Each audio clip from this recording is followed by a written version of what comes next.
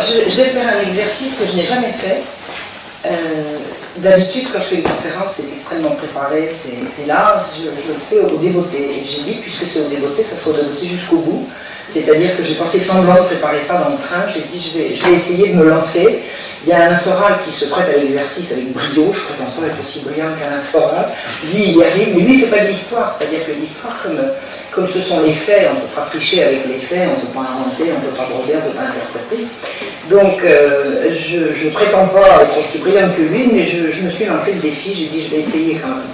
C'est-à-dire, je vais essayer de vous parler d'un sujet qui m'a passionné, qui a justifié une part importante de mes recherches et de mes études, qui est effectivement la guerre des jansénistes contre l'Église et la guerre des jansénistes contre les jésuites, comme préparation à la Révolution française et à l'effondrement de l'Ancien Régime.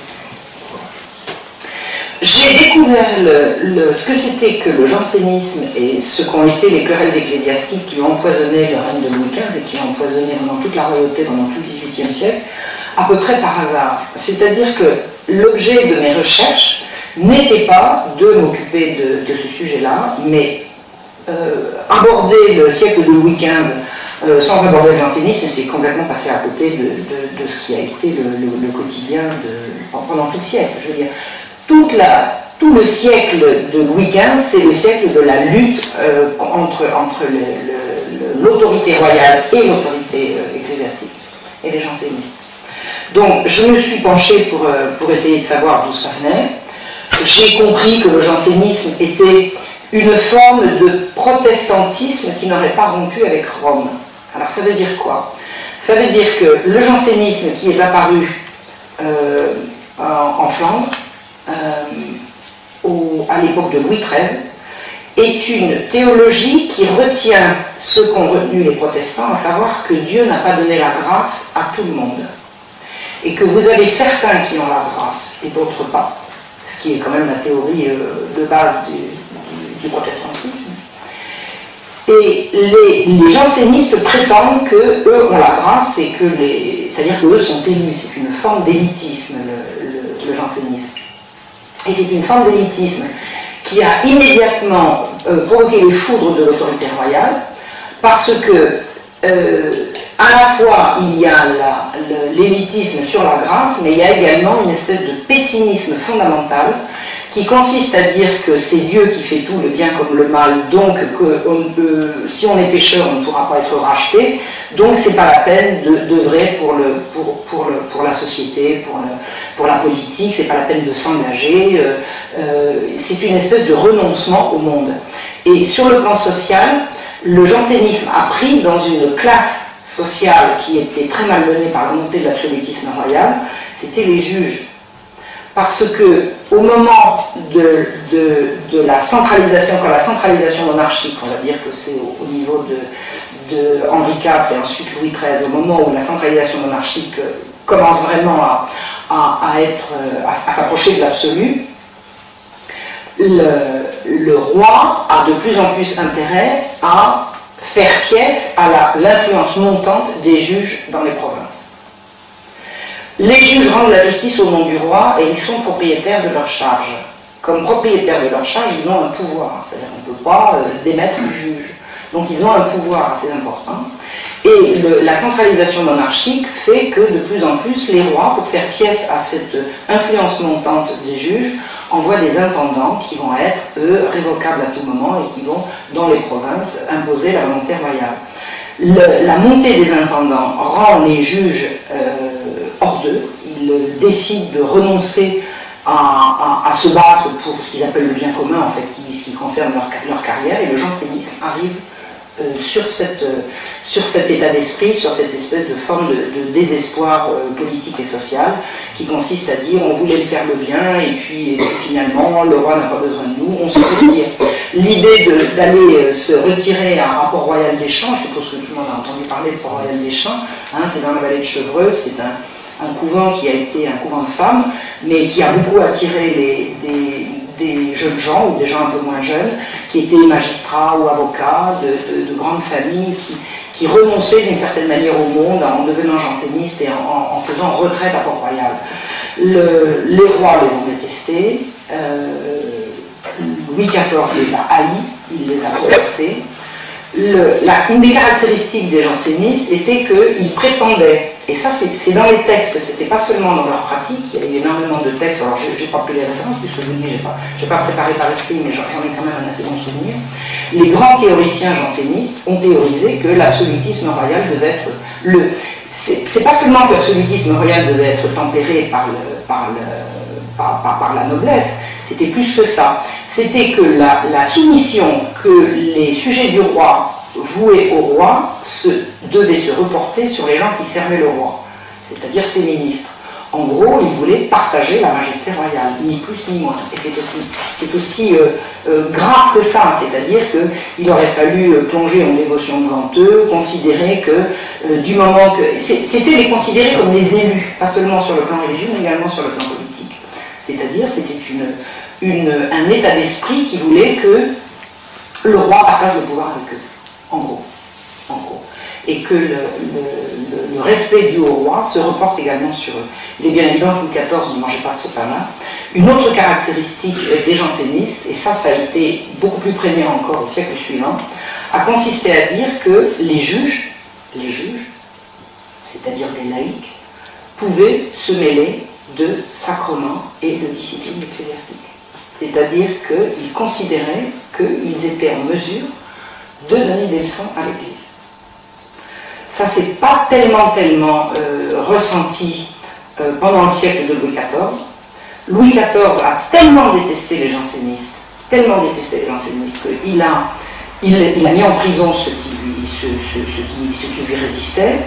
Il a rasé le couvent de Port-Royal, il l'a rasé jusqu'à la dernière pierre. J'étais à Port-Royal il y a une quinzaine de... Non, il y a 10 jours, je suis allée visiter. Il a vraiment rasé tout ce...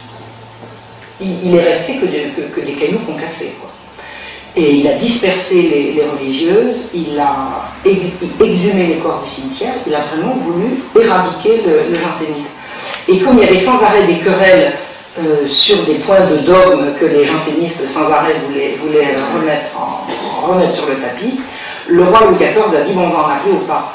On va dire au pape, on va demander au pape qui tranche une bonne fois sur ce que c'est que le jansénisme. Et le pape a rendu une bulle, qu'on appelle la bulle Unigenitus, qu'il a rendue, je crois, en 1713, alors comme je vous dis, comme j'ai pas mes notes, je vous dis tout ça de mémoire, et la bulle a décrété que le jansénisme était hérétique, c'est-à-dire que toutes les propositions jansénistes étaient totalement contraires au dogme catholique. Et c'est vrai, moi je l'ai lu, la bulle Unigenitus, cette histoire d'élection divine, de chrétiens plus chrétiens que les autres. Par exemple, il y avait une chose que disaient les jansénistes facilement, c'était Jésus-Christ n'est pas mort pour tous les hommes. Pas du tout. Il est mort pour les bons. Et les mauvais sont mauvais irrémédiablement, il n'y a rien à faire. C'est totalement étranger à l'esprit catholique. C'est totalement étranger à la catholicité. Et le pape vraiment a tranché en faisant par cette bulle Unigenitus, en faisant du jansénisme une hérésie. Une hérésie, il n'est pas plus grave qu'une hérésie sur le plan du dogme. Et Louis XIV a voulu bien sûr enregistrer la bulle. Alors ça voulait dire quoi enregistrer? Pour qu'une loi, qu'elle soit papale ou qu'elle soit royale, puisse être exécutoire, il faut qu'elle soit mise dans les registres du royaume. Et c'était les juges qui tenaient les registres. Hein. Donc, c'était les juges essentiellement du Parlement de Paris. Et dans l'ancien temps, ils avaient pris l'habitude de faire précéder l'enregistrement des décisions royales de remontrances. Ils disaient par exemple, Majesté, vous voyez cette décision, vous devez savoir qu'elle entre en conflit avec telle autre décision, avec telle autre loi, avec telle autre règle. Et les remontrances n'avaient pas de fond politique, a priori, c'était des remontrances sur le plan strictement juridique. Mais petit à petit, les juges, au fur et à mesure du temps, avaient fini par croire qu'ils allaient pouvoir partager les décisions avec le roi et pouvoir faire des remontrances, des espèces de fins de non-recevoir sur certaines décisions royales. Donc Louis XIV avait interdit aux juges, les remontrances. Et quand Louis XIV voulait faire enregistrer une décision royale, c'était enregistré, on ne discutait pas. Quand la bulle Unigenitus est arrivée, il a fallu l'enregistrer. Et Louis XIV est mort. Et on n'a pas eu le temps de l'enregistrer. C'est-à-dire que la bulle de condamnation du jansénisme n'a pas été inscrite dans les registres. Donc le problème s'est posé à la mort du roi. Enfin, il y avait bien d'autres problèmes arrivés à la mort du roi, parce que le petit Louis XV avait 10 ans, non, il avait 5 ans, parce que je pense qu'il avait 5 ans. En 1715, il avait 5 ans. Et donc le régent, le neveu de Louis XIV, a dit... Alors, il faut que je vous dise une chose qui est quand même importante sur le plan politique, c'est que Louis XIV, ayant perdu ses enfants et tous ses petits-enfants susceptibles de régner, n'avait plus qu'un arrière-petit-fils comme unique successeur. Et il n'avait pas une santé mirobolante, le futur Louis XV. Donc, Louis XVI avait en catastrophe légitimé tous les bâtards qu'il avait eus de Madame de Montespan et les avait mariés avec des princes de sang. Et il avait demandé, il avait voulu dans son testament que ces bâtards légitimés soient en position d'assurer la succession au trône. Et ça, c'était inacceptable. C'était inacceptable par tout le monde. Dès que le vieux roi est mort, le grand roi, moi j'ai l'habitude, j'ai une espèce d'admiration pour Louis XIV, une admiration certaine, que je sais tempérer, il a fait un tas de choses horribles, mais il les a reconnus, il a demandé pardon. Mais enfin, ça a été quand même un très très grand roi. Mais là, bon, il a voulu assurer la paix civile au cas où le petit enfant, lui, ne pourrait pas accéder au trône. Donc quand Louis XIV est mort, le régent, son neveu, n'a rien eu de plus pressé que de faire casser son testament parce qu'il était hors de question de faire régner des bâtards. Même légitimé, ça n'avait absolument aucune... Le roi avait eu ces bâtards d'une femme mariée, c'était un double adultère. Le roi était marié à la reine et Madame de Montespan était mariée à M. de Montespan, c'était un double adultère, il était hors de question de légitimer les bâtards. Pour pouvoir légitimer les bâtards, délégitimer les bâtards et casser le testament du roi, le régent a fait appel, a fait sortir tous les jansénistes de prison. Donc il leur a rendu, pour ceux qui étaient magistrats, ils ont retrouvé leur charge et leur influence, et il leur a rendu le droit de remontrance. C'est-à-dire que dès le début du siècle de Louis XV, on sait, on peut prévoir que les jansénistes vont absolument empoisonner le règne. Et ça a été absolument terrible. Le jansénisme de théologie qu'il était au siècle de Louis XIV est devenu véritablement une opposition politique qu'ont fait les jansénistes. Alors, à peine sont-ils arrivés, ont-ils cassé le testament de Louis XIV, ils ont accepté de le casser, parce qu'il fallait que ce soit le Parlement qui casse le testament. Hein. Il fallait que ce soit avalisé par le Parlement. Donc, vous me cassez le testament et je vous rends le droit de remontrance, ça a été le contrat passé entre le régent et les juges. Et le régent a fait entrer le cardinal de Noailles, qui était très très très janséniste, au conseil de conscience, c'est-à-dire au ministère des cultes, si vous voulez. C'est-à-dire que le régent, qui était quand même quelqu'un à la fois je pense, bienveillant, c'est un homme bon, avec une grande intelligence politique, mais il a fait la bêtise du siècle. Hein. Personne n'est à l'abri d'une bêtise, et lui il a fait celle-là, absolument gigantesque, il s'en est rendu compte assez rapidement, mais c'était trop tard. Qu'a fait le cardinal de Noailles en arrivant au conseil de conscience? Il s'en est pris immédiatement aux jésuites. Immédiatement. Les jansénistes avaient une obsession, une haine obsessionnelle des jésuites, à qui ils reprochaient. Alors c'est ça qui est amusant, parce que moi, ce que je savais des jésuites étant gamine, c'est que c'est des gens à qui on reprochait leur rigueur. Hein? Le jésuite, il a une rigueur morale. À l'époque, c'était exactement l'inverse. On leur reprochait leur morale relâchée, c'est-à-dire leur indulgence. Et l'opposition entre jansénistes et jésuites sur le plan moral, c'est ça. Les jansénistes considèrent que la vie est une vallée de larmes, qu'on est là pour en souffrir, que tout plaisir est a priori suspect, doit être rejeté. Enfin, ils avaient une espèce de rigueur morbide, et ils reprochaient aux jésuites exactement l'inverse. Et il se trouve que, bon, il a été dit beaucoup dans les campagnes, et notamment par chez moi, parce que chez moi en Bourgogne, je suis dans d'une région où il y a eu beaucoup de jansénistes, on dit que la rigueur janséniste a contribué à déchristianiser les campagnes. Partout où les jansénistes ont été influents, quand la déchristianisation est passée, les paysans se sont rués sur la déchristianisation en disant les jansénistes nous empoisonnent trop l'existence, quoi. Il ne faut pas rigoler, il ne faut pas aller au bal, il ne faut pas s'amuser, il faut pas... Enfin bon, la vie est une vallée de larmes et il est interdit d'être heureux. il est bien évident que l'indulgence des jésuites n'était pas du tout de ce type-là. Ils avaient beaucoup de douceur dans leur pénitence, beaucoup de compréhension pour les faiblesses humaines. Et c'est là-dessus, en tout cas, c'est là-dessus que sur le plan moral, c'est affirmé l'opposition entre les uns et les autres. Donc, quand Monseigneur de Noailles est arrivé au Conseil de conscience, sur son ressort, qui était quand même le ressort de Paris, il a interdit aux jésuites d'administrer les sacrements. C'est-à-dire qu'il les a, pas dire qu'il les a éjectés, mais c'est une façon de les rendre totalement impuissants.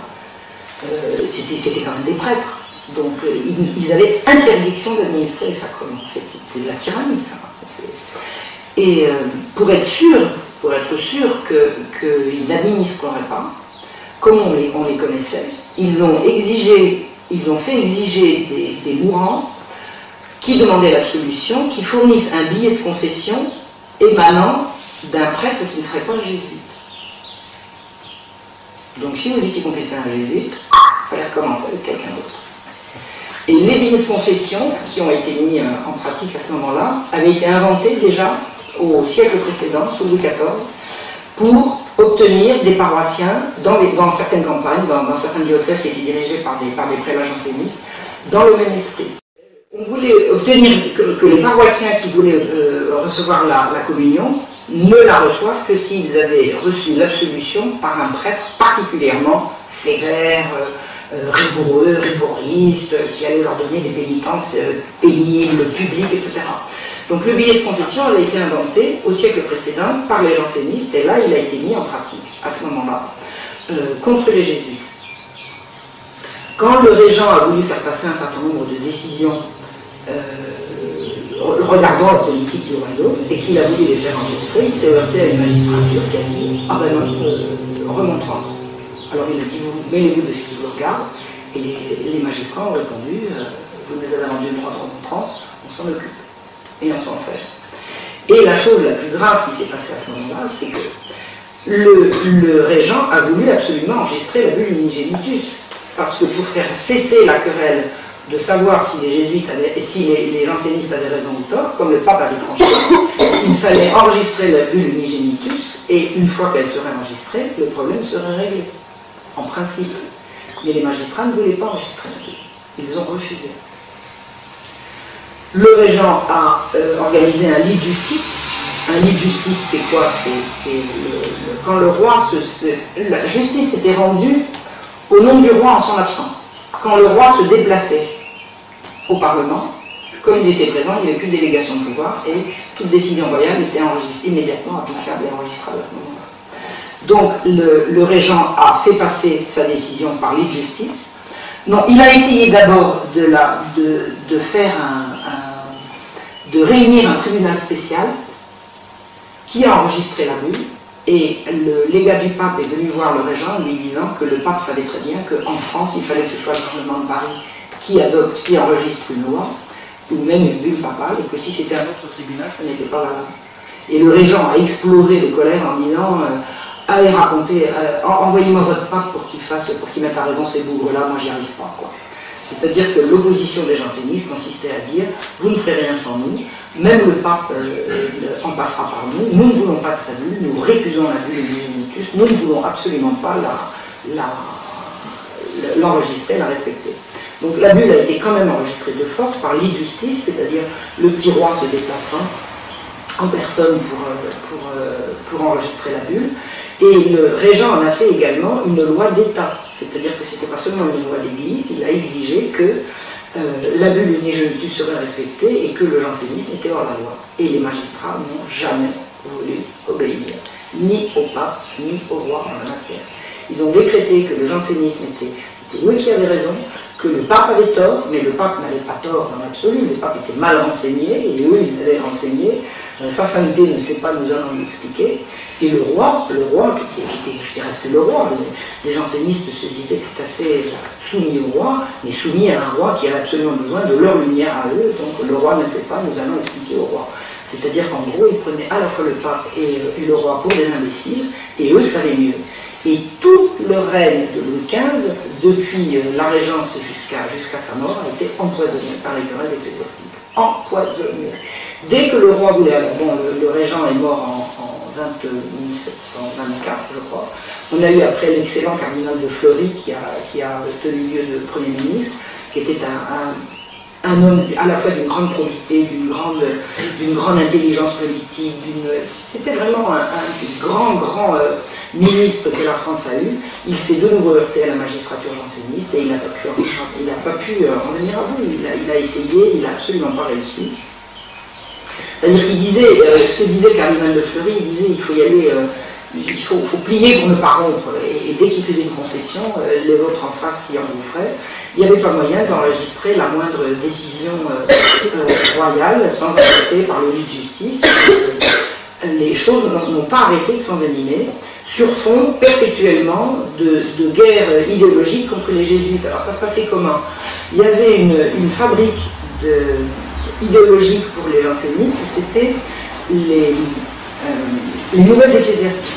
C'était un journal qui était rédigé par un certain Louis-Adrien Lepage, qui était un avocat. Il faisait partie de l'ordre des... Alors il y avait un petit groupe d'avocats complètement fanatiques, complètement hystériques. Dieu le Père leur parlait directement, enfin, parce que c'était vraiment des gens qui se croyaient tout à fait au-dessus de la mêlée. Et ils éditaient, Louis-Adrien Lepage écrivait des articles d'un journal qui s'appelait Les Nouvelles Ecclésiastiques, qui servait vraiment d'outil de propagande de la secte janséniste. Alors on disait secte à l'époque, hein, ça n'avait pas la connotation d'aujourd'hui. Donc les gens de la secte avaient c'était Les Nouvelles Ecclésiastiques, qui était un journal interdit. Et vous savez ou vous ne savez pas, je suppose que vous savez que dans l'Ancien Régime, toute publication devait passer par un comité de censure, par un censeur. Eux, qui étaient magistrats, se passaient de la censure. Le journal était interdit et il était publié quand même, il était distribué quand même, au nez et à la barbe de la police. On a eu au début des années, au début du ministère du cardinal de Fleury, il y a eu un épisode janséniste particulièrement sordide, mais sordide. Ça a été les convulsionnaires de Saint-Médard. Je ne sais pas si vous avez entendu parler de ça. Comme les jansénistes avaient perdu sur le plan légal, puisque la bulle avait été enregistrée, la secte avait décidé qu'il fallait prouver qu'au moins Dieu était avec nous, et il n'y avait pas plus sûr moyen de prouver que Dieu était avec nous et contre ceux d'en face que d'organiser des miracles. Ça demandait à Dieu des miracles. Donc les miracles, ça a été en fait des singeries absolument ahurissantes. Dans un cimetière du sud de Paris, sur la paroisse de Saint-Médard. La paroisse de Saint-Médard, c'était à l'époque, c'est maintenant le 5e arrondissement de Paris, c'était à l'époque extrêmement populeux, c'était un quartier pauvre, c'était vraiment des petites gens, avec l'église de Saint-Médard, dont un diacre qui s'appelait le diacre Paris avait été une espèce d'idole pendant un moment. Il était une idole par l'exemple qu'il donnait. Il faisait tellement de macération, il faisait des sinistres, il mangeait pas, il se lavait le poing, il était complètement livide, il était larve, maigre et tout. Il a fini par mourir à l'âge de 34 ans. Et la secte a décidé d'organiser des miracles sur sa tombe.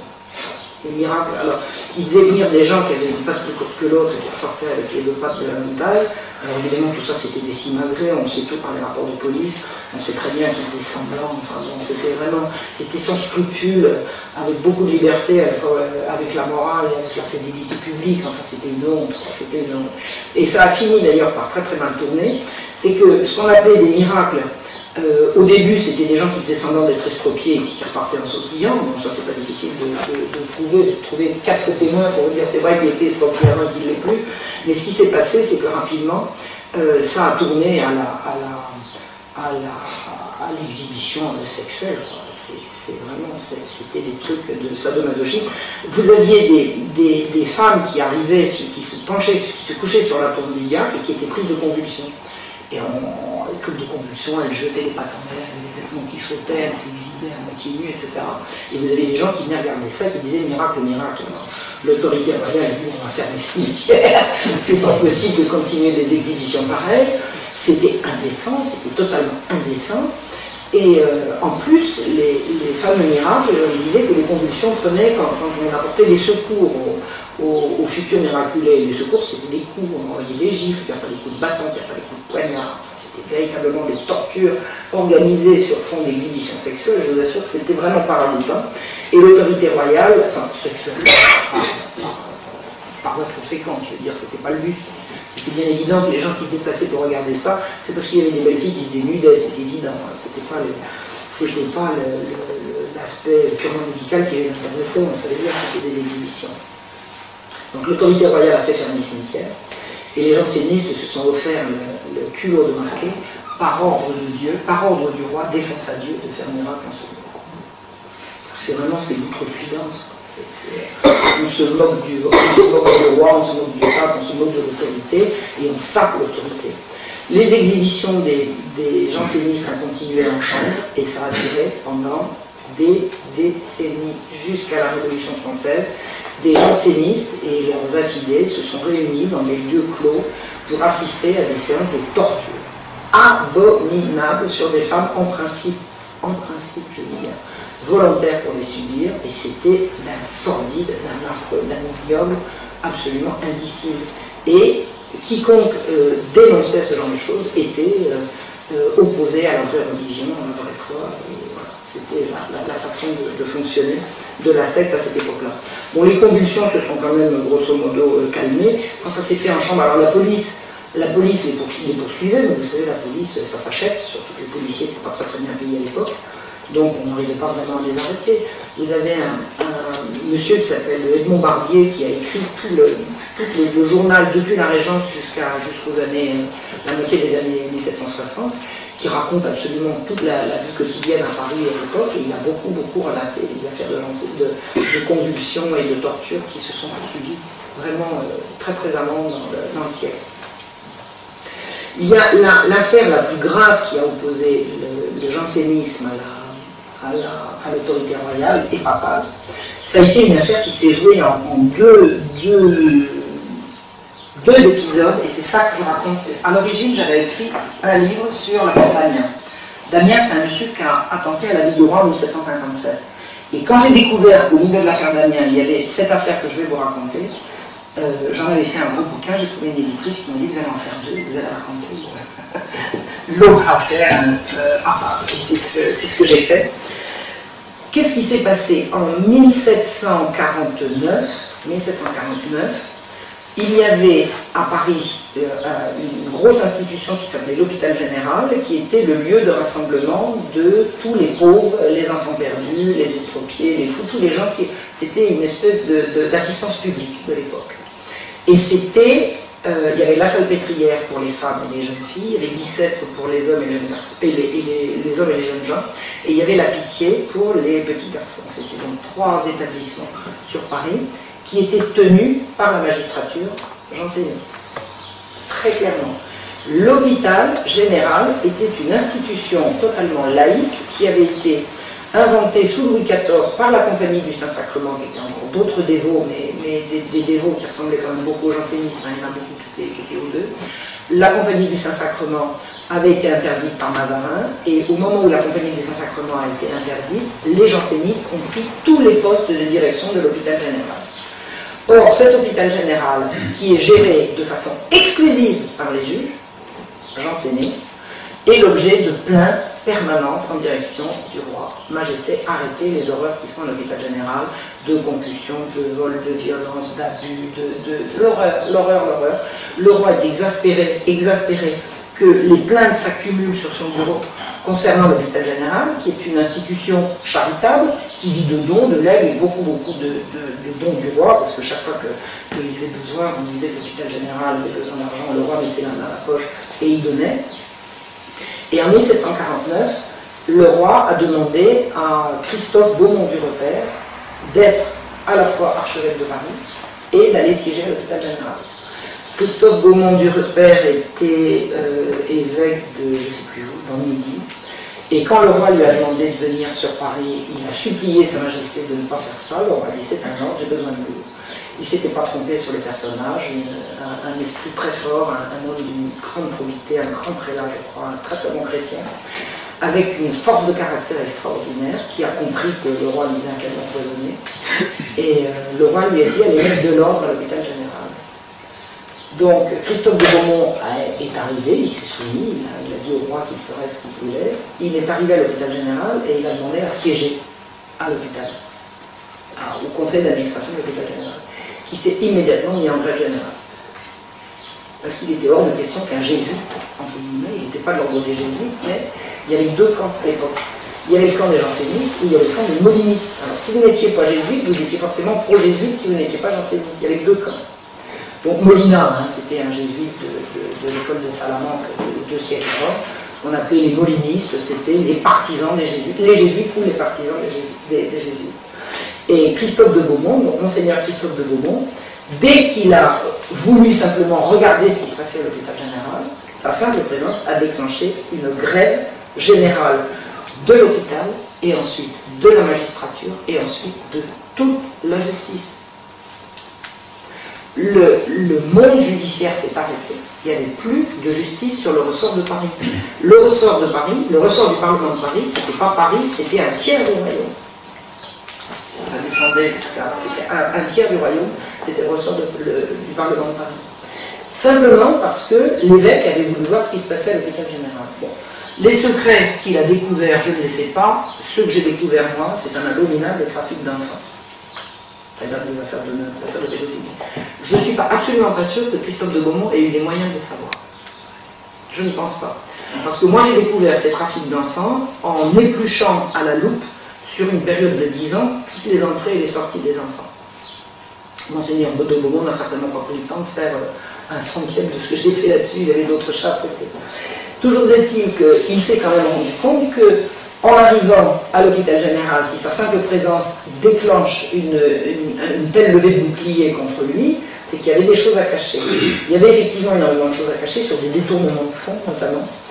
Quand Monseigneur de Beaumont est arrivé à la tête de l'hôpital général, il s'est rendu compte qu'il y avait 10 000 livres de différence entre le prix du fromage avant qu'il arrive et depuis qu'il était là.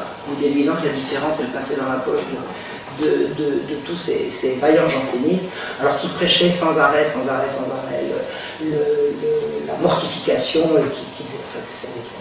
l'hôpital général, c'était un lieu de partout, vous ne pouvez pas vous imaginer ce que c'était. C'est effrayant, c'est effroyable.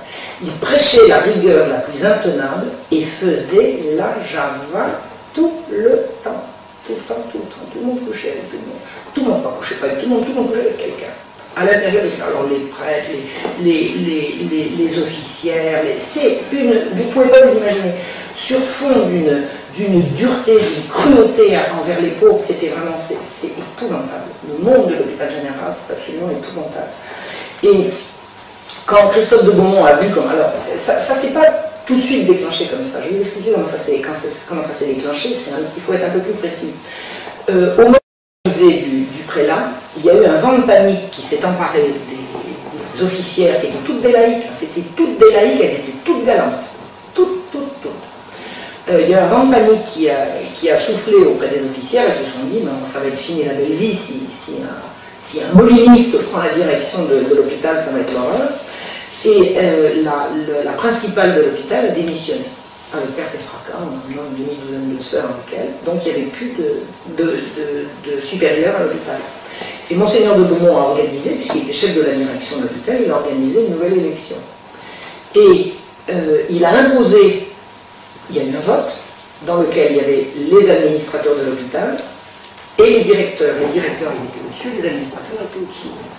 Monseigneur de Beaumont faisait partie du directeur. Il a demandé leur avis aux administrateurs, mais il a retenu que les voix des directeurs. Et les directeurs ayant voté comme Monseigneur, c'est une amie de Monseigneur de Beaumont, une femme tout à fait bien, tout à fait sérieuse, tout à fait de bon ton, qui prenait la direction, alors que les administrateurs ont cru, comme ils étaient plus nombreux, que leur nombre de voix serait peut-être admirant. Et Monseigneur de Beaumont a dit non, c'est Madame Demoisan qui est maintenant directrice supérieure de l'hôpital général, et je vous remercie de m'avoir donné votre avis. Je suis très intéressé par ce que vous m'avez dit, mais c'est moi qui décide. C'est pas moi qui décide, c'est la direction qui décide. Et en fait, en l'occurrence, il avait raison. Il avait raison. Les voix des administrateurs n'étaient que consultatives. Et c'est là que la grève a été organisée. Toute la magistrature s'est mise en grève. Le roi a imposé que Madame de Moisan soit supérieure, et les magistrats ont refusé de venir. Ils ont refusé de venir.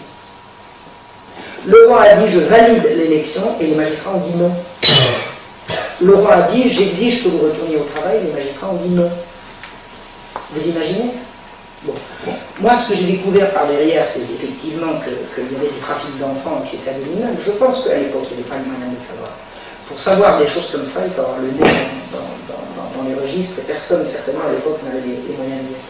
Mais ce qui s'est passé, c'est que la bagarre a duré 2 ans, 3 ans, 3 ans pendant lesquels les magistrats se mettaient en grève, le roi les envoyait en exil, ils partent en exil pendant ce temps-là. Pendant qu'il n'y a plus de parlement, il n'y a plus de justice, mais c'est pas seulement qu'il n'y a plus de justice, c'est qu'il y a du chômage, il y a tout un tas d'ouvriers, de domestiques, d'artisans qui ne peuvent plus travailler sur Paris quand la magistrature n'est pas là. C'est vraiment dramatique. Le roi est obligé de céder au bout d'un moment. Il a envoyé en exil un certain nombre de magistrats jansénistes. C'est vraiment dirigé par les jansénistes. Ça, c'est clairement la magistrature janséniste qui mène cette bronca contre l'autorité royale. Le roi en a envoyé plusieurs en exil. Et au bout d'un moment, comme il ne cédait pas, c'est le roi qui a cédé. C'est le roi qui a cédé. Au bout d'un moment, quand on ne peut pas se passer de la magistrature, parce qu'il faut bien que la justice ou le roi la doit aux œuvres. Il est obligé de la rendre. Et s'il n'y a pas de magistrat pour le faire, qu'est-ce qu'on fait? Donc au bout d'un moment, on cède. Moi j'ai d'autres hypothèses sur les raisons de la faiblesse du roi, on en parlera tout à l'heure si vous voulez. Je pense que le roi a été tenu par chantage. Par chantage sur ses mœurs, et qu'il a finalement été obligé de céder. Le roi a finalement réussi à obtenir, en préservant les formes, que la magistrature allait rentrer, que tout ça allait s'arranger, et que l'hôpital général, enfin, sa réforme allait passer, sa réforme de l'hôpital général allait passer, mais que les choses allaient se calmer. Tout le monde a fait semblant que ça s'arrange. Et quand les magistrats ont vu qu'en fait, ils avaient perdu, que Monseigneur de Beaumont restait à la tête de la direction de l'hôpital et surtout que Madame de Moisan y restait, ils ont organisé ce qu'on a appelé la querelle des refus de sacrement. Et ça a été absolument terrible. Et c'est là que l'opposition au roi, on voit qu'elle est également une opposition à la religion, à l'Église.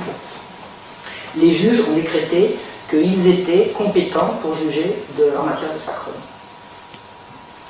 Et la bulle Unigenitus ayant été reconnue, acceptée, enregistrée, il n'était pas question de donner les derniers sacrements à un hérétique.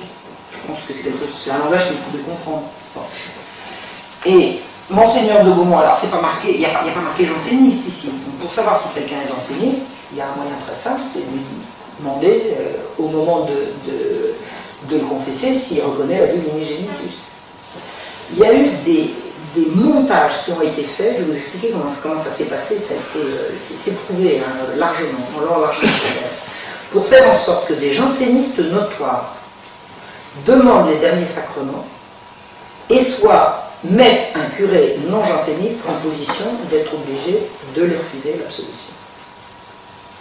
C'est-à-dire, le curé de la paroisse est amené au chevet d'un janséniste notoire et il lui demande: reconnaissez-vous la bulle Unigenitus? S'il lui a dit non, je ne peux pas vous administrer. Il est bien évident que les jansénistes qui voulaient passer dans l'autre monde en accord avec le bon Dieu, ils appelaient un comparse, ils se confessaient à lui pour sauver l'absolution et ils passaient dans l'autre monde. Mais ça aurait été beaucoup trop simple.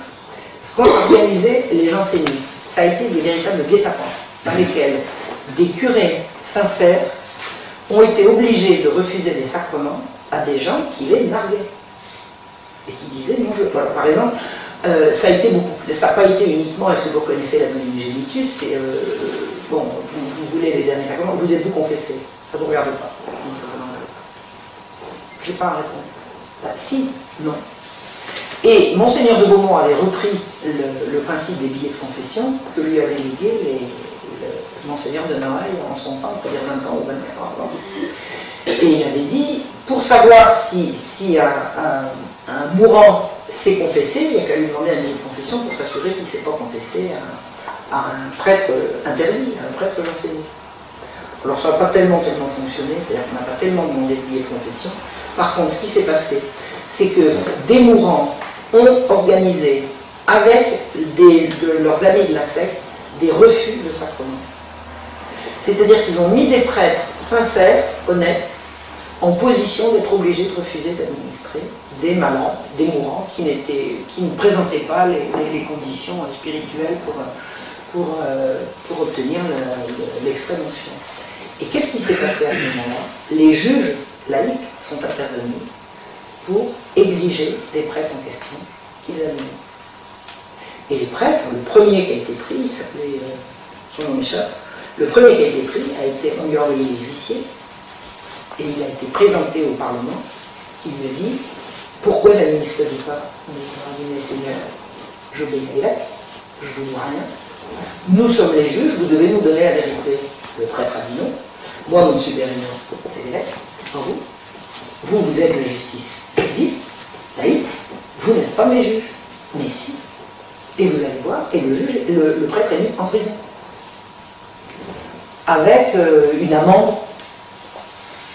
Donc l'évêque intervient en disant ah ben non, vous ça ne vous regarde pas. C'est-à-dire que font les juges, une fois qu'ils ont perdu l'hôpital général, pour vraiment mettre le verre dans le fruit et empoisonner le pouvoir, c'est qu'ils décrètent qu'ils sont compétents en matière de sacrement. Et ils vont jouer à ça pendant des années. Ils vont poursuivre, mais ils vont véritablement régenter l'Église et narguer le roi par la même occasion, parce que le roi et l'Église, c'est la même chose en l'occurrence. Je veux dire, ils sont du même bord. À coup de mensonges, de montage, comme je vous ai dit, ils ont réussi à faire condamner des prêtres aux galères pour refus de sacrement organisé. Les prêtres, ils sont pas retrouvés sur les bancs de rames, ils ont pris la fuite. Ils ont tout perdu. Ils laissaient tout leur bien derrière.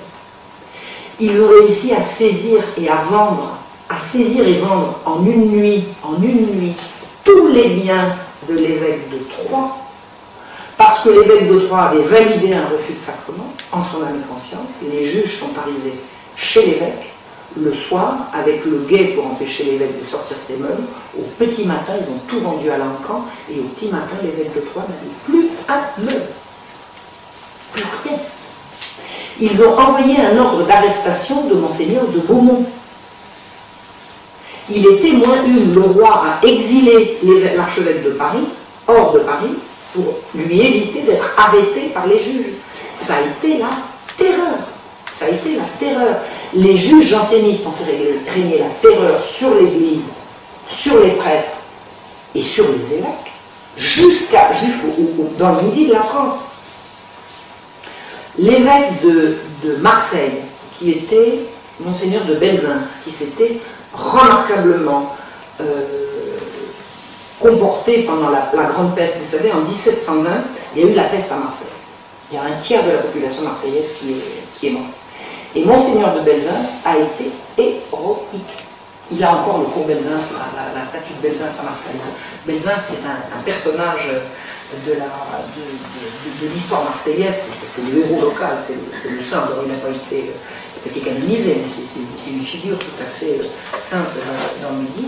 Monseigneur de Belzins écrit au pape, la lettre est interceptée, déchirée, brûlée, et Monseigneur de Belzins est amonesté par les juges laïcs. Il ne peut plus écrire au pape. Les jansénistes ont fait régner la terreur sur l'Église pendant tout le siècle, avec une obsession, venir à bout des jésuites. C'est à peu près la même chose de dire qu'ils s'en prennent à l'Église et qu'ils s'en prennent aux jésuites. Je vous dis, il n'y a que deux camps. Et les calomnies contre les jésuites, les horreurs contre les jésuites qu'on peut retrouver à la fois dans leur journal, les querelles ecclésiastiques, mais dans tous les pamphlets, j'en ai lu pas mal. J'ai lu pas mal de pamphlets qui circulaient contre les jésuites, qu'on accusait de tous les maux, de tous les vices. C'était vraiment épouvantable. Je sais qu'ils étaient faits par les jansénistes, même s'ils étaient signés de gens qu'on ne connaissait pas comme appartenant à la secte, parce que dans les archives manuscrites, que je suis allé voir, dans les archives du fameux Louis Adrien Lepech qui faisait les querelles ecclésiastiques, on trouve tous les brouillons des trucs qui paraissaient sur les jésuites. Donc on sait que c'était fabriqué là. Ils avaient vraiment une obsession, c'était de venir à bout des jésuites. Donc la position des jansénistes, c'était les magistrats laïcs, alors élus, je vous ai expliqué, ils ont la grâce. Ils le savent pourquoi, parce que bon Dieu leur a dit, donc ils savent qu'eux ils l'ont et surtout que les autres ne l'ont pas.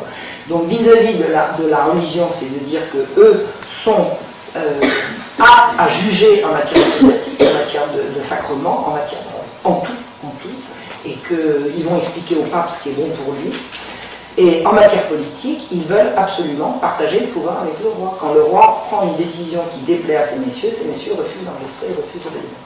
Ça a été extrêmement grave, ça a été très loin cette affaire, parce que le jour où Louis XV a fait rédiger un nouveau règlement pour l'hôpital général et qu'il l'a porté à l'enregistrement, les juges l'ont enregistré avec modification. C'est-à-dire qu'en fait, ils se sont mis en position de légiférer à la place du roi. Ce qui n'a jamais été leur prérogative. Jamais. Il a toujours été question que les juges rendent la justice au nom du roi et pas au bureau. Or là, il se positionnait véritablement en concurrent de la en censeur et en juge de la royauté. Donc, ils avaient leur obsession contre les jésuites a été jusqu'à faire circuler des calomnies abominables qui ont trouvé leur pendant dans ces messieurs des Lumières. Alors, ils avaient quelque chose de commun, il y avait quelque chose de commun entre la secte encyclopédique et la secte janséniste, c'est que les encyclopédistes, le bon Dieu, c'était pas leur fort, les jansénistes, ils n'avaient que ça à la bouche, mais idéologiquement, c'était la même chose. Il fallait venir à bout des jésuites, ils étaient supérieurs au commun des mortels, il fallait absolument limiter les pouvoirs du roi et se débarrasser du pouvoir de l'Église. Il y a vraiment un parallèle à mettre, même si idéologiquement ça n'apparaît pas au premier regard, à l'analyse c'est très pertinent, que les gens des Lumières et les jansénistes mènent grosso modo quand même le même combat, qui va consister à faire tomber non pas la royauté en tant que telle, parce que la royauté tout le monde s'en réclame, mais la monarchie absolue, ça c'est clair, et surtout l'autorité de l'Église.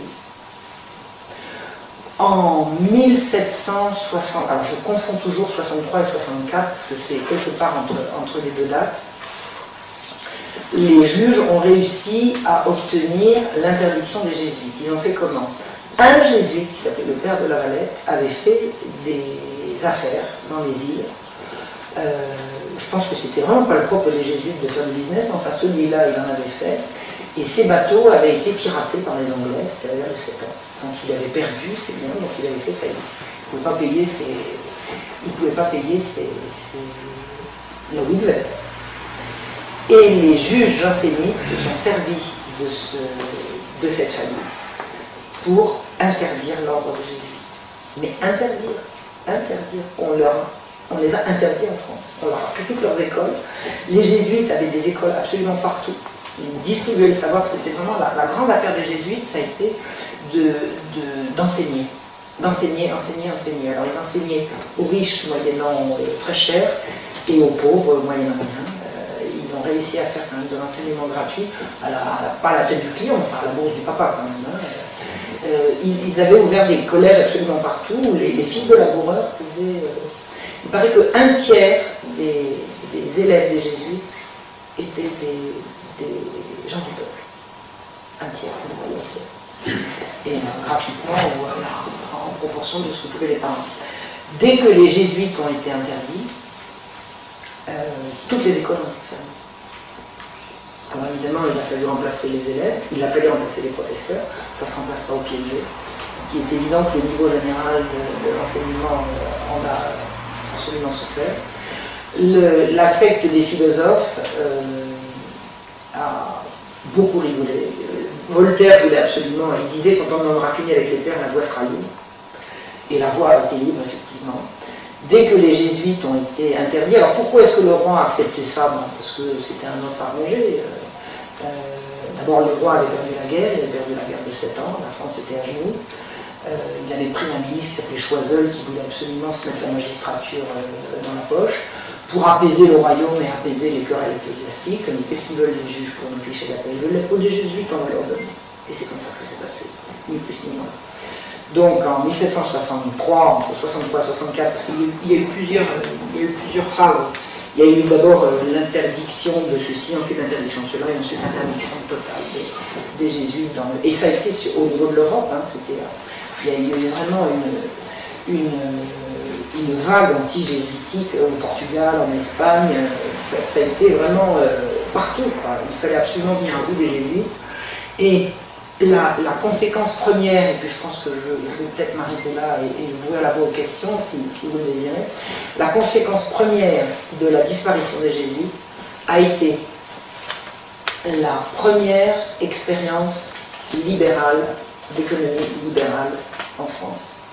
C'est-à-dire que 1763, le roi prend comme contrôleur général, c'est-à-dire l'équivalent de Premier ministre, ministre des Finances, un janséniste qui s'appelle Laverdy, qui va faire une première expérience de suppression de la police des grains, des subsistances, et donner l'autorisation de faire du pain du peuple, c'est-à-dire du grain, de la nourriture, de la substance du peuple, une marchandise comme une autre, qu'on va pouvoir vendre et acheter pour le bénéfice de celui à qui elle appartient, et non plus pour la subsistance du peuple. C'est-à-dire, c'est le début du libéralisme. Ça a été la première expérience, et franchement, c'est ça qui a mené à la Révolution. Et la seule force intellectuelle et morale capable d'arrêter ça, c'était les jésuites qui n'étaient plus là. Et c'est comme ça que ça s'est fait. Donc, moi, je vois les jansénistes. Alors, ce que je peux vous dire encore sur les jansénistes, c'est que moi, à l'université, j'étais à Paris 7, quand j'ai voulu mon diplôme, il a fallu que je retire tout ce que je disais sur les jansénistes. C'est-à-dire que c'est sacré. On ne touche pas à ces gens-là. Ils se sont héroïquement, paraît-il, opposés aux abus de l'autorité royale. C'est comme ça qu'on nous l'a présenté. Et dire autre chose, c'est se faire très mal voir. C'est très mal voir. Et pour avoir mon diplôme, il a fallu que je plie et que je me taise là-dessus. Vraiment. Alors je me suis tué le temps de mon diplôme, et maintenant on m'entend. Hein. Ça tombe sur Internet. Alors moi je n'ai pas de compte personnel à l'égalité janséniste, parce que j'en connais pas. J'ai pas non plus d'affection particulière pour des jésuites, j'en ai croisé un une fois d'inimité. Donc j'ai pas de jésuites parmi mes copains. Je n'en connais pas. J'en ai un que j'adore par-dessus tout, c'était Yann de Chardin, j'ai suivi, mais enfin bon, il se trouve qu'il est jésuite. C'est pas parce qu'il est jésuite que je me suis passionné et qu'il s'est inspiré à ce moment-là. Donc je veux dire, je n'ai pas de compte personnel à régler là-dessus, je ne fais que vous restituer ce que j'ai découvert, et que franchement j'ai l'impression qu'on nous cache. Les jansénistes ont bonne presse dans un certain milieu. Je pense qu'il est bon ton de dire que... D'abord, Louis XIV je vais pourchasser, donc si Louis XIV je vais pourchasser, c'est qu'il était bien, je ne suis pas du tout d'accord avec ça maintenant, à la fois connaissant Louis XIV et les connaissant eux, et surtout concernant le règne de Louis XV, je pense qu'ils ont été absolument mortifères, quoi, mortifères pendant tout le règne. Tout le règne, je n'ai vu qu'horreur là-dessus. Alors, je n'ai pas vu qu'horreur de la part des jansénistes, dans ce sens que ce que j'ai vu d'horrible et de terrifiant concernait la magistrature janséniste, disons les riches, les puissants. Il y avait effectivement, je crois, un jansénisme populaire, très pieux, très dévoué, très pur et éminemment respectable. Je l'ai vu comment? Parce que quand j'ai étudié le personnage de Damien, ce monsieur qui s'en esprit au roi, il avait un frère qui était janséniste. Et en suivant le procès d'Amiens, j'ai eu tout un dossier concernant son frère, j'ai vu comment son frère vivait son jansénisme, dans son environnement, il habitait à Saint-Omer, et j'ai vu ce que c'était qu'une petite communauté de gens jansénistes du peuple. C'est éminemment respectable. Alors moi, j'aurais pas voulu vivre avec des gens comme ça, c'est certain, mais rien à redire sur le plan moral, je veux dire respectable, voilà, respectable. Et je ne mets pas le frère de Damien et le curé de sa paroisse et tous ses amis qui étaient jansénistes avec lui, je ne les mets pas du tout dans le même panier que cette magistrature et ces jansénistes de pouvoir absolument abominables. Absolument abominables. Moi, ce que j'ai découvert de ce qu'ils faisaient par derrière, alors faites ce que je dis, faites pas ce que je fais, je prêche la rigueur morale, il s'en prenait à Madame de Moisan parce qu'un jour qu'il faisait très chaud, elle avait retiré son mouchoir en disant qu'elle étouffait. La garce, vous imaginez, c'est complètement ridicule. Ils torturaient les filles avec l'hôpital général et ils font lui mettre la bouche en cul de poule pour expliquer qu'elle exagère parce qu'un jour où il fait trop chaud, elle retire son mouchoir. C'était des faux dévots, c'était des hypocrites, c'était vraiment... C'est épouvantable. Moi, j'ai vraiment ce que j'en ai vu dans les archives, ce que j'en ai vu dans les récits, c'est vraiment pas des gens fréquentables et pas des gens respectables. Ce que j'ai vu du siècle à l'époque et là où je les ai croisés, c'est-à-dire dans les grandes affaires qui ont secoué le siècle et qui ont sapé, miné l'autorité royale jusqu'à conséquences que vous connaissez tous. Voilà. Donc je vais arrêter là de mon exposé. Je crois que j'ai réussi à faire quelque chose de cohérent, j'espère, sans note. J'espère que j'ai été claire et que j'ai été cohérente. Maintenant, si vous voulez me poser des questions là-dessus, je vais essayer d'y répondre. Voilà.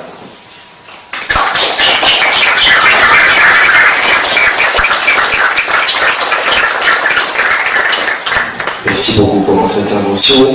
Alors c'est vrai qu'on a touché énormément de sujets, je pense que vous avez beaucoup de questions, donc n'hésitez pas à vous manifester, je vous passerai le micro pour qu'on puisse vous entendre. Au bout de combien de temps est-ce que les jésuites sont revenus? Oh ben c'était au siècle suivant. Après on arrive au 19e siècle, je ne connais plus. ça fait au 19e siècle. Et ils ont été réinterdits encore après. Je ne connais pas la suite. Je suis très le nez dans le 18e. Alors c'est pas que le reste ne m'intéresse pas, mais quasiment j'ai pas le temps. Mais ils ont été jusqu'à la fin du siècle, on les a pas revus. Non, c'est au siècle suivant qu'ils sont revenus. Est-ce que la bulle Unigenitus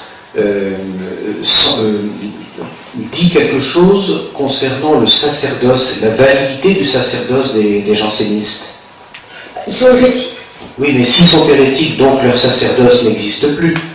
Parce que vous avez parlé assez longuement sur la question des confessions, ils pouvaient se débrouiller, prendre un confesseur janséniste, etc.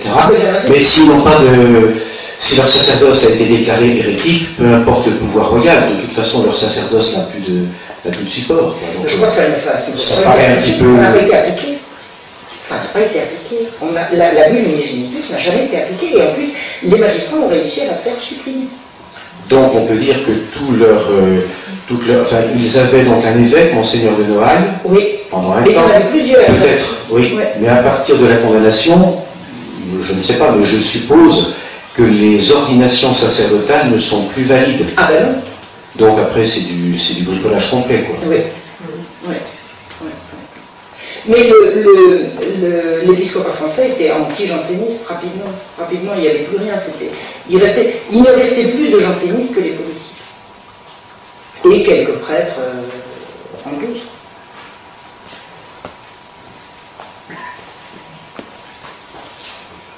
J'avais une autre question qui n'a pas grand-chose à voir avec la première. Vous avez évoqué donc le problème du grain. Oui. Et je crois que c'est une question qui est très, très importante. Absolument. Parce que derrière ce problème du grain, on a Turgot, en 1776, qui tente la suppression des corporations. Oui. Et ensuite, en 1791, le Chapelier qui réussit. Exactement. Et c'est le libéralisme économique. Et au 19e siècle, je saute un petit peu, on a l'industrie qui tue l'artisanat. L'industrie appelle la banque. Et c'est le règne de l'argent avec le mondialisme actuel.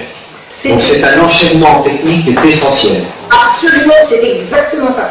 Et toutes mes recherches dans ce sens-là, j'ai fait 3 conférences dans ce sens-là, c'est exactement ça. On supprime les jésuites. On désacralise les subsistances en faisant du commerce des subsistances un commerce comme un autre, et on sacralise quasiment le commerce. Turgot arrive au pouvoir à la mort de Louis XV.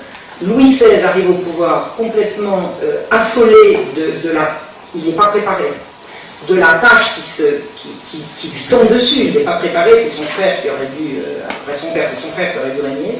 Et on lui vend, entre guillemets, un type extraordinaire qui va résoudre tous les problèmes financiers, qui s'appelle Turgot. Turgot est un homme des Lumières. Turgot est un anticlérical déchaîné. Turgot est un homme des Lumières, c'est un homme qui veut que le profit remplace Dieu. C'est comme ça que ça se passe. Il fait passer la libre circulation des subsistances, c'est-à-dire la libre circulation des subsistances, c'est-à-dire la libéralisation totale, la suppression de la police des ventes, et la protection des marchands par la police, alors qu'avant, à partir de Turgot, la police protège les marchands contre le peuple, alors que jusqu'à Turgot, la police protégeait le peuple contre les marchands. Libéralisme économique, et c'est-à-dire laisser passer, et libéralisme au niveau du travail, suppression des corporations. Les corporations sont le cadre dans lequel le monde ouvrier évolue et nous a fait toutes les merveilles que porte la France. Tout ce que la France a de beau en matière d'architecture ou de n'importe quel art, ce sont les corporations qui l'ont fait. En supprimant les corporations, On supprime le sens de l'honneur, chez les ouvriers, on supprime la protection ouvrière, on supprime le sens du travail bien fait, on remplace par le profit individuel. On remplace Dieu par le profit, le travail bien fait par le profit. Le profit va arriver absolument comme critère de base valable, reconnu. Turgot va tomber.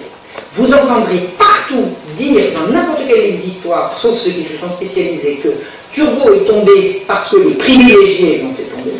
Turgot n'est pas tombé parce que les privilégiés l'ont fait tomber. Turgot est tombé parce qu'il a mis le royaume de France en insurrection.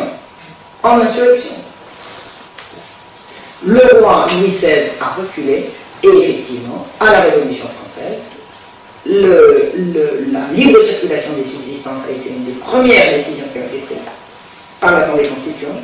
L'Assemblée nationale, qui, issue des États généraux, elle prend le pouvoir en juillet. En août, ça y est, c'est fait. Libre circulation des subsistances. C'est-à-dire qu'on fait passer cette règle inhumaine qui consiste à dire que plus rien ne protégera le peuple contre les spéculateurs sur les subsistances. Il n'y a plus rien qui va protéger le peuple. Et dans le même temps, on supprime les corporations, on interdit les corporations, c'est-à-dire qu'on interdit aux ouvriers de s'organiser par métier et par corps. À l'issue de manipulations au niveau des États généraux, c'est ignoble, mensonges, manipulations, ça a été vraiment infernal.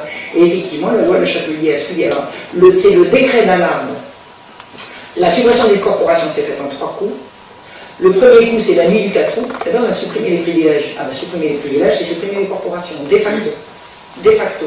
C'est-à-dire qu'on n'a pas dit on supprime les corporations, mais à partir du moment où on dit qu'on supprime tous les privilèges, le principe des corporations, c'est d'obtenir du roi le privilège de ceci, de cela.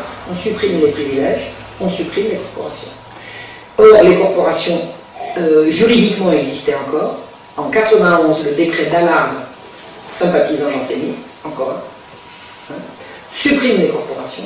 Alors, il n'y a plus de jansénistes à l'époque, mais enfin, il n'y a plus de jansénistes comme organisation, mais l'état d'esprit est resté chez ceux qui sont encore là. Donc, le décret d'alarme supprime les corporations et la loi Le Chapelier supprime, interdit par avance et pour 100 ans, puisque ça va durer une centaine d'années, interdit toute coalition ouvrière de quelque ordre que ce soit. Et c'est tellement sévère la loi Le Chapelier que si les ouvriers veulent aller à la messe, ils ont intérêt à y aller séparément. Ils ne peuvent pas y aller ensemble. Vous imaginez? Et c'est vrai que c'est le capitalisme mondial qui s'est organisé à ce moment, c'est clair. Et la chute de la royauté et la mise sous tutelle de l'Église par la constitution civile du clergé, c'est la suite de ça. C'est exactement ça, c'est exactement ça. Ce qui veut dire que nous avons aujourd'hui une réflexion intellectuelle mais pratique à prendre sur l'orientation professionnelle de nos jeunes. Quand un jeune peut orienter sa carrière sur un métier à connotation corporatiste, plutôt que de rentrer chez Bouygues, directeur financier chez Carrefour et autres, il commence à être contre-révolutionnaire. Mais qui sort de Polytechnique et qui se dépêche de rentrer à la BNP ou je ne sais, il continue à être assis dans la contre-révolution quand il va à la messe traditionnelle et assis dans la révolution quand il travaille toute la semaine. Il faut savoir où on va, quoi. Il faut savoir où on va. Il ne suffit pas de connaître. Je voulais vous poser une autre question. Est-ce que vous avez une connaissance de Barthélemy de Laffemas? Et non, parce que Barthélemy de Laffemas, c'est un conseiller d'Henri IV. C'est un protestant, et c'est le premier qui conseille Henri IV les fabriques royales. Et Colbert va reprendre l'idée, et c'est un deuxième aspect de la Révolution, c'est-à-dire que le pouvoir n'a pas normalement à fabriquer, il a à assurer l'ordre, la tranquillité dans la société. Voilà, c'est ça. Et là, il y a un double problème, c'est ce problème que vous avez évoqué de la chute des corporations, mais l'autre problème, c'est aussi de transformer le gouvernement en un administrateur de biens et en un fabricant. C'est aussi un élément de révolution, ça. Je vous remercie de cette information que je n'avais pas. Ce que je voulais vous dire concernant le travail et les corporations, c'est essentiel. C'est vraiment au cœur de l'effondrement de l'ancien monde, mais dans ce qu'il avait de protecteur et de bon. c'est que qu'est-ce qui a prolétarisé le monde ouvrier? C'est la Révolution. Et pourquoi la Révolution a-t-elle prolétarisé le monde ouvrier? C'est parce qu'elle a appliqué les préceptes des Lumières. C'est clairement ça. C'est-à-dire qu'aux sources de la prolétarisation, qu'est-ce que c'est que la prolétarisation du monde ouvrier? Vous avez des ouvriers qui vivaient non seulement protégés par leur corporation, mais avec un niveau de vie décent. À partir de la fin des corporations, les ouvriers ne sont plus maîtres de leur outil de travail et de leur travail, ils deviennent salariés chez les autres. Et c'est le plus gros, celui qui crie le plus fort et celui qui est le moins scrupuleux qui va ouvrir une fabrique et faire travailler les ouvriers au prix, au salaire le plus bas possible. C'est le principe, c'est à ce moment-là que c'est possible. Avant, c'est pas possible puisque la corporation gère tout, y compris les salaires et les prix.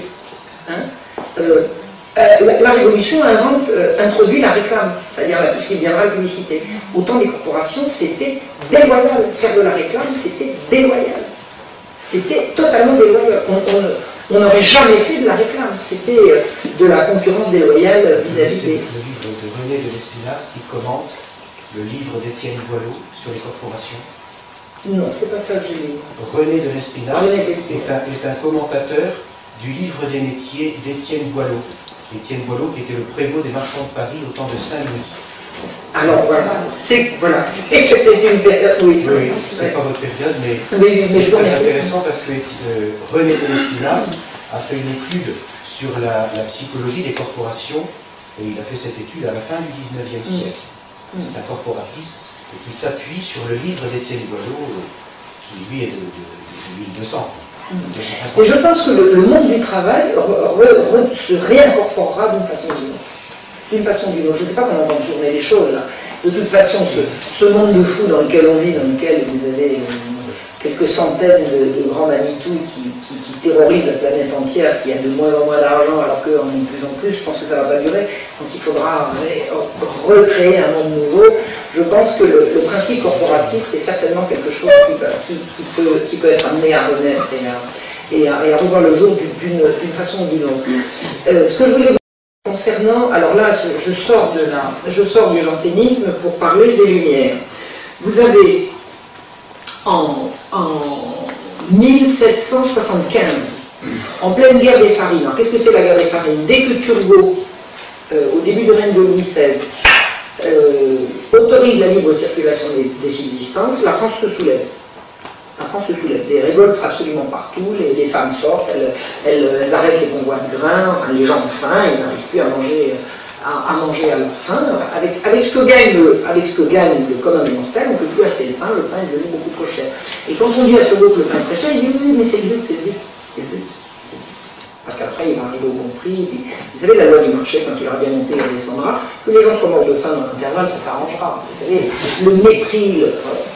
Et quelqu'un est allé voir Turgot pendant qu'il préparait, donc il était en pleine guerre des farines, et il préparait, c'était pas pour tout de suite, puisqu'effectivement c'est venu après, c'est venu en 76, il préparait la fin des corporations. Et quelqu'un est allé voir en disant, monsieur le ministre, vous êtes en train d'autoriser la flambée des prix du pain. Le pain, c'est la base. Les gens ne mangent pas que du pain, ils mangent du pain à tous les repas. Je veux dire, la soupe, il y a du pain dedans, la viande, on mange sur du pain et tout. Le pain, c'est la subsistance. Et dans le même temps, vous allez supprimer la corporation qui garantit le salaire des ouvriers, mais comment vont faire les ouvriers? Si le pain augmente et que les salaires baissent, vous savez ce qu'il a répondu? Ben alors, il n'a pas fait que répondre, il l'a écrit. Moi, je l'ai le texte. Les femmes doivent travailler, non? Il a dit l'ouvrier, lui, il gagnera toujours suffisamment pour arriver jusqu'au lendemain. C'est sa femme et ses enfants qui n'arrivent plus à nourrir, mais il n'y a qu'à les mettre au boulot. Et qui c'est qui a inventé le travail des enfants? C'est Turgot. C'est les Lumières.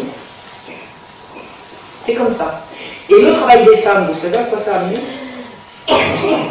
Si une femme est obligée de travailler pour vivre, que plus personne ne peut la nourrir, quand elle accouche, qu'est-ce qu'elle fait?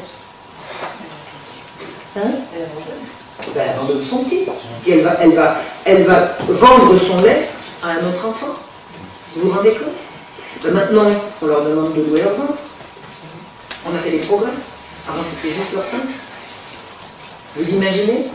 Et il a signé le mortel. Il a dit, c'est pas un décret. Il a signé le projet, il a donné l'explication.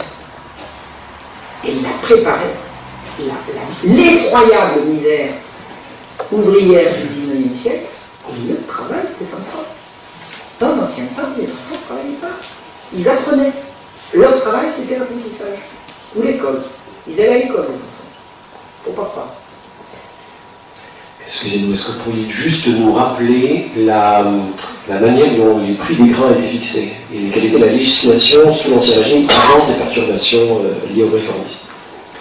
Le prix du grain, alors je ne sais pas qui fixait le prix du grain, mais je peux vous dire qui surveillait que le prix du grain n'augmentait pas, c'était la police. Vous aviez un corps qui s'appelait la police, dont le travail consistait à aller sur les marchés et à s'assurer que le pain était à un prix raisonnable. Raisonnable, ça voulait dire que les gens pouvaient l'acheter. Voilà, tout simplement. Le contrat moral entre le roi et le peuple est que le roi garantit au peuple que le plus pauvre de ses sujets pourra manger.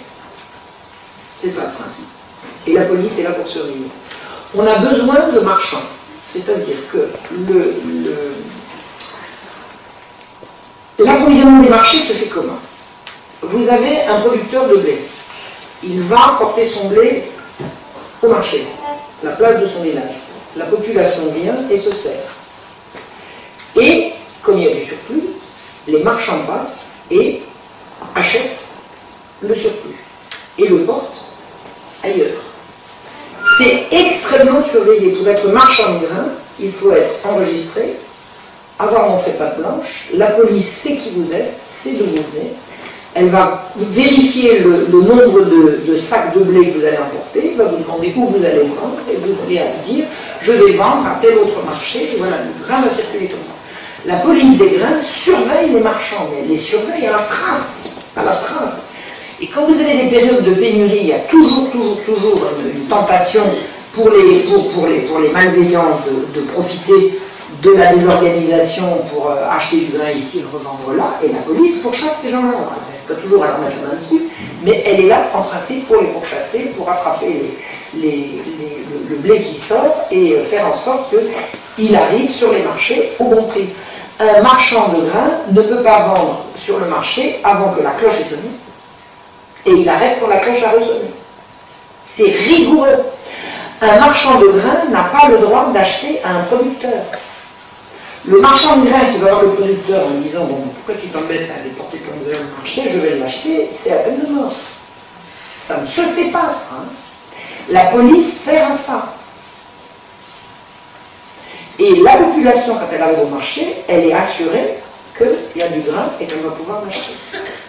À partir de l'expérience de Laverdy en 1763, fin des Jésuites, pour quelques années, ensuite le roi va revenir en arrière, ensuite l'expérience de Turgot et après la Révolution, en 3 phases, on a décidé qu'il fallait laisser les marchands acheter le blé, y compris en verre, se servir autant qu'ils voulaient, et surtout la possibilité d'exporter le blé.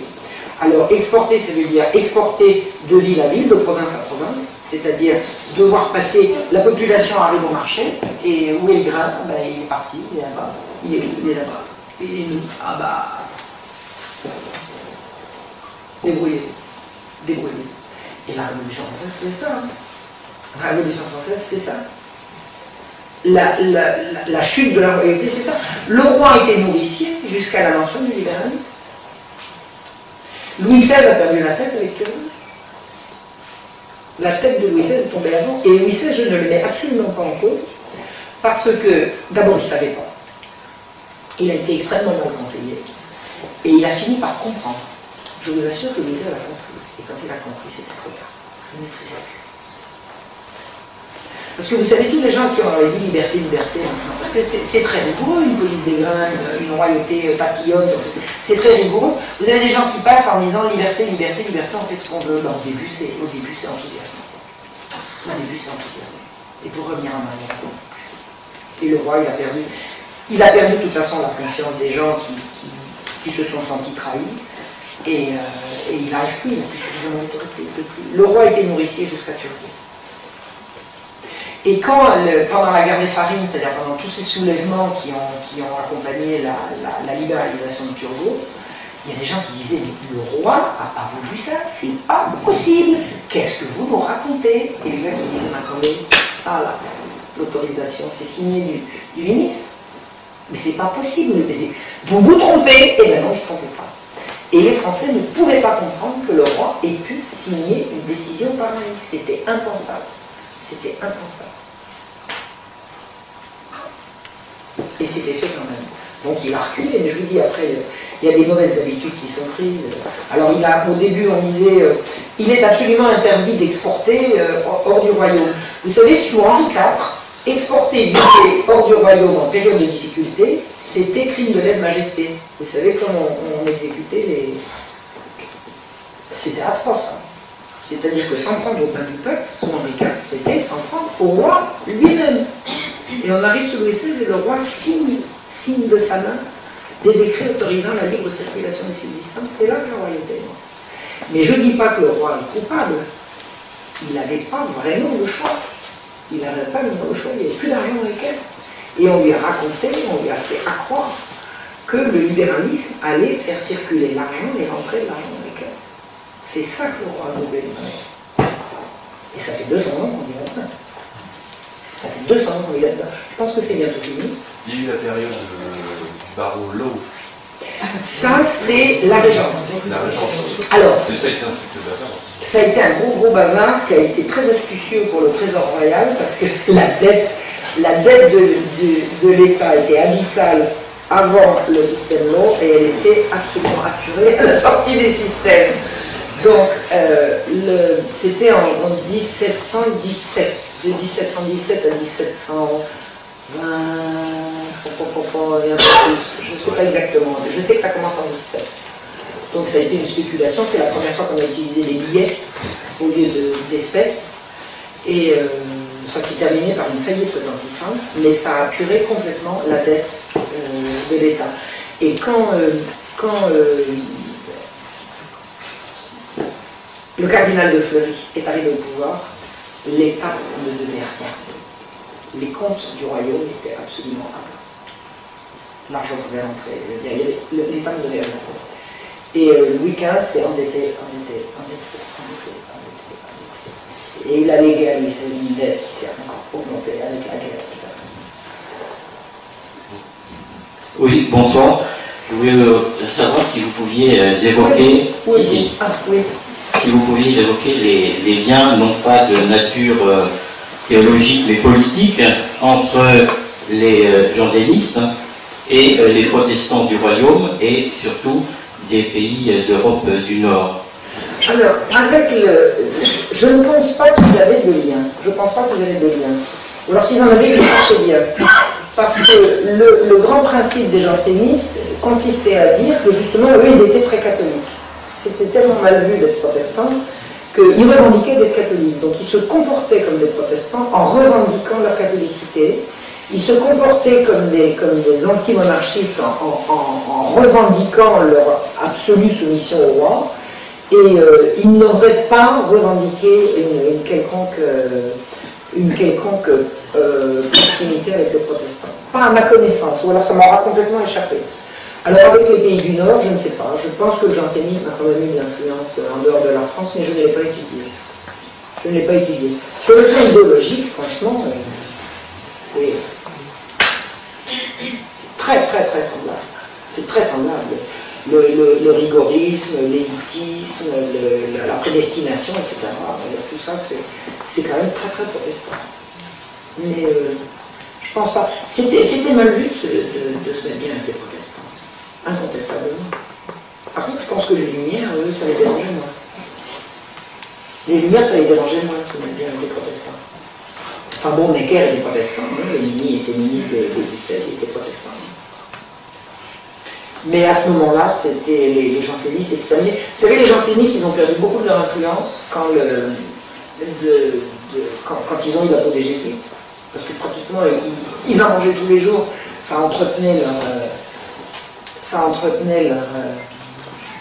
leur raison d'être. Et je pense que les gens puissants, la banque, enfin, quand ils n'ont plus besoin des jansénistes, ils en ont assez peu.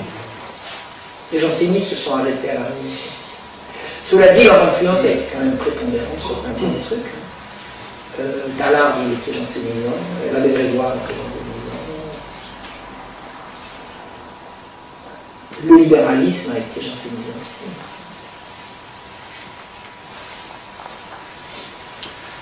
D'autres questions?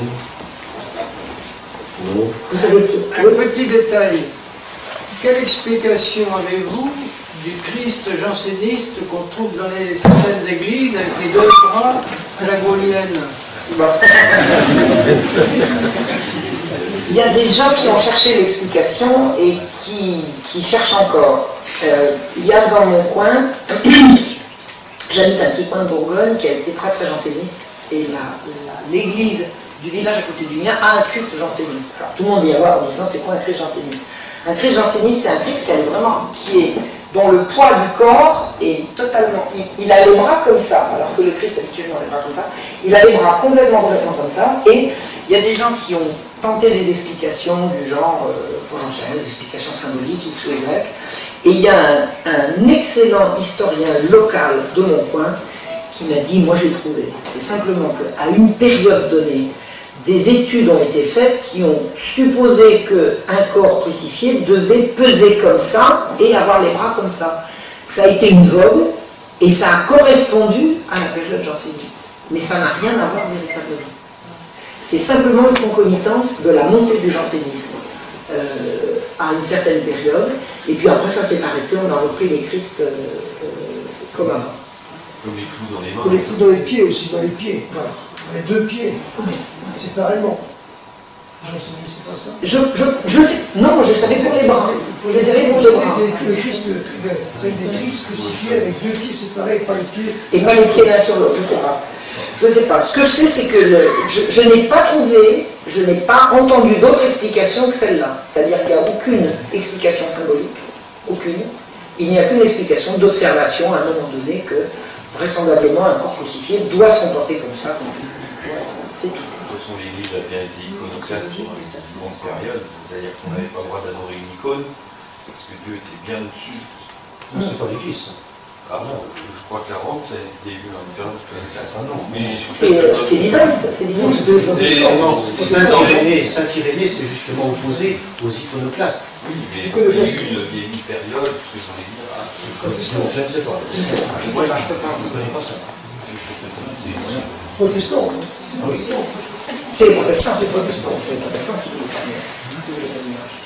D'autres questions? Non. Mais pour revenir à ce que vous disiez sur la position du corps sur la croix, il y a une étude qui a été faite par un chirurgien au XXe siècle. Je crois que ça s'appelle la passion selon un chirurgien, quelque chose comme ça, et qui donne à peu près cette position. Eh ben, je pense que ça doit venir, effectivement. Il y a dû y avoir une observation scientifique. Ils ont fait des expériences sur des cadavres. Voilà. Qui a donné les risques, mais ça a été limité dans le temps. Ça a été limité dans le temps. Et on a attribué ça aux jansénistes par... Ça a été confirmé dans l'époque moderne. Oui. Enfin, dans l'intervalle, les Christ sont venus à la position horizontale. Oui. Ouais. Donc je n'ai pas d'autre explication que celle que je viens de vous donner, c'est-à-dire que ça reste un mystère. Mais cela dit, ce monsieur, cet historien local, est vraiment un monsieur qui connaît bien le jansénisme. Il m'a appris plein de choses sur la façon sur la vie quotidienne des communes rurales jansénistes au XVIIIe siècle. Il connaît ça très bien. Et il m'a dit qu'il a fouillé, il n'a pas trouvé d'autre explication que ça. Une observation anatomique concomitante avec la montée de l'influence des jansénistes dans certaines régions. Il n'a rien trouvé d'autre. est-ce que vous connaissez Henri Guillemin? Ah bah oui. Est-ce que vous avez vu, est-ce que vous êtes d'accord avec lui sur son idée, l'idée qu'il a de et de Robespierre et de comment il s'appelle Et de Blaise Pascal. Jean-Thorin de Voltaire. Rousseau. Alors, Guillemin, c'est difficile parce que bon, j'adore Guillemin parce que c'est merveilleux, parce qu'il aime tellement les gens, il aime tellement le peuple, il est merveilleux, mais il se trompe sur plein de trucs. Il se trompe sur plein de choses parce que, par exemple, il a fait une vidéo sur le jansénisme de Pascal. Je suis désolé, je ne souscris absolument pas. S'il avait su ce que je sais, moi, sur les façons de faire des jansénistes à l'hôpital général, il aurait pas fait ça. C'est clair. Bon, Pascal disait, c'était au siècle du Louis XIV, hein, c'est pas l'éducation générale, c'est le siècle de Louis XV. Mais enfin, Pascal voulait interdire à sa sœur d'embrasser ses enfants parce que ça leur donnait des mauvaises habitudes. Alors si on culpabilise les mères qui font des bisous dans le cou de leur bébé parce que ça va leur donner des mauvaises habitudes, je ne sais pas si vous imaginez, c'est monstrueux. Il me semble que Guillemin, tel qu'il était, lui, comme homme, comme personne, qui était un homme amoureux de la vie, je ne l'imagine pas, et il défend Pascal sur ces bases-là. Donc il a défendu Pascal sur, puis après je reviendrai sur Robespierre, il a défendu Pascal sur ce qu'il en avait à un moment donné, par rapport au provincial, par rapport à ce qu'on disait des jésuites et tout, et puis il a fait son texte là-dessus. Je pense que si Guillemin vivait aujourd'hui et qu'il savait tout ce qu'on peut savoir maintenant sur les jansénistes, il n'aurait pas fait ça comme ça. Donc maintenant, son approche de Robespierre et de Rousseau, eh bien c'est vrai dans ce qu'il dit, et il y a tout ce qu'il ne dit pas, simplement parce qu'il n'a pas regardé. Ce qu'il dit pour défendre Robespierre, c'est que les débuts de la Révolution, ça a été en fait la prise de pouvoir des riches et de la bourgeoisie, au détriment du petit peuple qui s'est fait voler le pouvoir par tout ce qu'il explique des débuts de la Révolution, c'est vrai. Tout ce qu'il explique des débuts de la Révolution, c'est vrai. La garde bourgeoise qui va interdire les coalitions ouvrières, tout ce qu'il dit est vrai, et Robespierre arrive là-dedans comme celui qui va défendre le peuple. Jusqu'à là, il a mis. Après, la suite, il n'en a pas parlé. D'accord ? Ce qu'il dit de Rousseau, alors moi je suis en train de découvrir Rousseau, parce que ça me tombe des mains, ça me rase, Rousseau, c'est pas l'imaginer. Oh, si, je suis obligée quand même, je me dis, non mais moi je suis en période de contrat social, mais ça fait 4 heures que je m'y reprends. Si vous savez ce que ça me rase. Mais, pardon ? Ah bah oui, je suis quand même obligée d'aller lire certains bouquins. Ah non, mais je vais me lire le code de l'habitat général que Jean-Jacques Rousseau. Enfin, vraiment, moi, je suis proche de gens qui adorent Rousseau, donc je suis obligée de constater qu'il y a plus comme ça. Il doit bien y avoir quelques secrets cachés à Rousseau qui m'a échappé. Toujours est-il que je lis le contrat social, je m'y applique, je vois des choses extrêmement choquantes. J'ai lu M. Xavier Martin, moi j'ai compris que lui il a tout compris, il est extrêmement hostile à Jean-Jacques Rousseau, et je comprends très bien sur quoi. Maintenant, ce que je sais, c'est que le Chapelier, le franc-maçon Le Chapelier, quand il est venu à la tribune de l'Assemblée nationale pour supprimer toute coalition ouvrière, il s'est référé à Jean-Jacques Rousseau. Bon, ça, à mon avis, Guillemin, il savait pas. Certainement pas. Ce que les gens que je connais qui aiment Rousseau lui trouvent, c'est le souci social, le souci des petites gens, la défiance vis-à-vis des riches. Bon, ça c'est... Il faut aller plus loin. Il faut aller plus loin. Mais les gens qui l'aiment pour ça. Et Guillemin, je pense qu'il aimait Rousseau pour ça. En plus, Guillemin aimait Rousseau, d'après ce que j'ai pu comprendre, parce que l'affreux Voltaire a voulu sa peau. Et ça, c'est une forme de légion d'honneur, avoir Voltaire contre soi, c'est quand même extrêmement bon signe. Ce type est une abomination. C'est ce que le XVIIIe siècle a fait de pire. D'ailleurs, je me demande si c'est parce que la France a fourni de pire en personnage célèbre. Voltaire, c'est une horreur. Et il s'en est pris à Rousseau à mort. Il a vraiment essayé de tuer Rousseau. Et donc, ça fait partie de ce qui rend Rousseau sympathique. D'ailleurs, moi-même qui avait refusé, qui n'arrivait pas à lire Rousseau, quand j'ai vu la vidéo de Guillemin sur Rousseau et que j'ai entendu ce qu'il en disait de Voltaire, ça correspondait tellement à ce que je savais de Voltaire par ailleurs qu'il m'a convaincu qu'il y avait quelque chose dans Rousseau à sauver. Pour déclencher la haine d'un aussi sinistre individu, il fallait forcément du bon. Parce que avoir les félicitations de Voltaire, c'est dur à porter. C'est très très dur à porter.